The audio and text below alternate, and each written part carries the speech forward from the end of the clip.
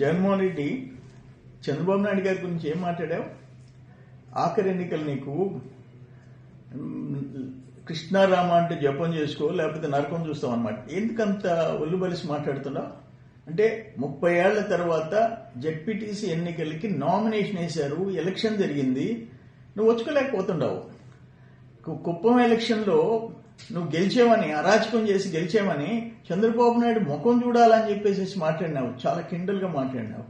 ఇప్పుడు బాబు గారు కృష్ణారామ అని చెప్పేసి కూర్చోబడ్డా. రాముడు కృష్ణుడు జపం చేసుకుంటే ఇంట్లో కూర్చోలే, లోక కళ్యాణం కోసం బతికేరు వాళ్ళు, పోరాడేరు వాళ్ళు.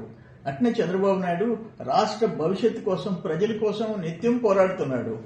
ఆయన గురించి నువ్వు మాట్లాడుతున్నావు. నీవు నీ ఫాలోయర్స్ ఒళ్ళు బలిసిన వాళ్ళని గురించి తేల్చేదానికి లోకేష్ బాబు ఎంటర్ అయినాడు, యువ నాయకుడు లోకేష్ బాబు ఎంటర్ అయినాడు.